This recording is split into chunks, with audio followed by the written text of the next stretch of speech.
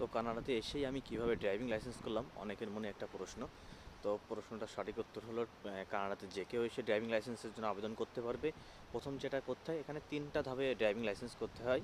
প্রথম হলো আপনার নলেজ টেস্টটা দিতে হয়, যেটা রুলস এবং সাইনের উপর হয়ে থাকে। রুলস এবং সাইনের উপরে 40 মার্কের একটি এক্সাম হয়। 40 মার্কের এক্সামটা আপনার কম্পিউটারের মাধ্যমেই হয়। এক্সামটা দেওয়ার জন্য আপনার যেটা প্রয়োজন, সেটা হলো যে কোনো ফটো আইডি কার্ড। লাইক আপনার যদি কানাডার সিটিজেন হয়ে থাকেন, তাহলে কানাডার নাগরিকত্ব যে কার্ড আছে, পিআর, অথবা যেটা প্রয়োজন হবে আপনার পাসপোর্ট। আমি যেটা করছি, আমার পাসপোর্ট দিয়ে আমার নলেজ টেস্টটা দিছি, ড্রাইভিং লাইসেন্সটা করছি। তো আমি যখন প্রথমে আসি কানাডাতে আসার 2-3 দিন পর থেকেই আমি এই নলেজ টেস্টটা নিয়ে রেগুলার একটু পড়াশুনো করতাম এই অ্যাপসের মাধ্যমে। এখানে অনেক অ্যাপস আছে। অ্যাপসটা যেমন আছে অন্টারিও জি1 প্র্যাকটিস টেস্ট আছে। তারপর আপনার অনলাইনে আছে জি1 লিখলে এগুলো আপনার চলে আসে, প্রশ্নগুলো এবং অ্যান্সারগুলো। এগুলো আপনি রেগুলার একটু প্র্যাকটিস করলেই হয়ে যায়। অনেকে 2-3 বার পরীক্ষা দিয়ে পাশ করে, কিংবা একদিনে আপনি 2-3 বার চাইলেও পরীক্ষা দিতে পারবেন। কিন্তু আল্লাহর অশেষ রহমতে আমি প্রথমবারই পরীক্ষা দিয়েই পাশ করছি। তো এটা একটা আল্লাহর অশেষ রহমত। আর আমি যেহেতু এটা নিয়ে একটু প্র্যাকটিস করছি, তখন আমার জন্য অনেকটা ইজি হয়েছে। সবথেকে মজার ঘটনা হলো, কানাডাতে জি1 টেস্ট দেওয়ার পরে এটার যে ড্রাইভিং লাইসেন্সের কার্ড, এটা খুব দ্রুত সময়ে আপনার বাসায় পৌঁছে যাবে। আপনার যে অ্যাড্রেসটা ওখানে দিয়ে আসবেন, সেই অ্যাড্রেসে আপনার চিঠি আকারে, পোস্ট আকারে চলে আসবে এটা। তো আমার কার্ডটা আমি গতকালকে পেয়েছি, আপনার 16 দিনের। তো জি1টা অনেক গুরুত্বপূর্ণ একটা বিষয়, কারণ যাদের পিআর নেই এক কথায়, তো এটা আপনার ফটো আইডি কার্ড হিসাবে কানাডাতে ব্যবহার করতে পারবেন।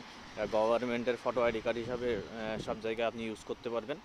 ইভেন ব্যাঙ্ক অ্যাকাউন্ট থেকে খোলা থেকে শুরু করে সব কাজে এটা ব্যবহার করতে পারবেন। তো আজকে সারাদিনই বৃষ্টি হচ্ছে, যার কারণে আজকে সারাদিন বের হয় নাই। এখন বের হলাম। এখন যখন বের হয়েছি তখন বৃষ্টি নাই, এই 2 মিনিট হাঁটার পর আবার বৃষ্টি হচ্ছে। যদিও ছাতা সাথে করে নিয়ে আসছিলাম। তো সারাদিন বের হয়ে নাই, তো এখন যাচ্ছি একটু রুটি কিনতে, সাথে একটু দধি কিনবো, আর যদি ফলমূল কিনে আর কি। তো মজার ঘটনা হলো, বাংলাদেশে প্রথম যখন ড্রাইভিং লাইসেন্সটা করছিলাম 2019 সালে, প্রথম কার্ডটি আমি পাইছিলাম ঠিক 5 বছর পর, 2024 সালে। অবশ্য দ্বিতীয়বার আমি যখন ড্রাইভিং লাইসেন্স করি বাংলাদেশে প্রাইভেট কারের, সেটা কার্ডটা আমি খুব দ্রুত পেয়েছিলাম, 12 দিনের মাথায় পাইছিলাম ডাকযোগে। তো সেটা ভালো, অনেক সুন্দর প্রসেস হয়েছে আগে থেকে। তো কানাডাতে অনেক সুন্দর লাগছে যে খুব দ্রুত সময়ের ভিতরে আপনার অ্যাড্রেসে, আপনার ঠিকানায় আপনার যে ড্রাইভিং লাইসেন্সের কার্ডটি সেটা চলে আসে। এখানে সব কিছুই ডাকযোগে আসে। এখানে ডাকযোগে এখনও প্রচুর পরিমাণে ডাক ব্যবহার হয়। আপনার ব্যাংকের কাগজপত্র থেকে শুরু করে গভর্নমেন্টের কাগজপত্র সব কিছুই ডাকযোগে আসে। তো আপনারা যারা নতুন কানাডায় আসবেন, তারা অবশ্যই জি1 টেস্টটা দিয়ে রাখবেন। জি1 টেস্টটা থাকলে আপনার যেটা হবে, একটা গভর্নমেন্টের আইডি কার্ড হবে। তো সবাই চেষ্টা করবেন এটা দেওয়ার জন্য। আপনারা অনলাইনে জি1 টেস্টের অনেক প্র্যাকটিস করার সুযোগ পাবেন, কিংবা আপনার অ্যাপস আছে অনেকগুলো, এটা দেখেও আপনারা প্র্যাকটিস করতে পারবেন। প্র্যাকটিস করলে ইনশাল্লাহ খুব সহজ এটা।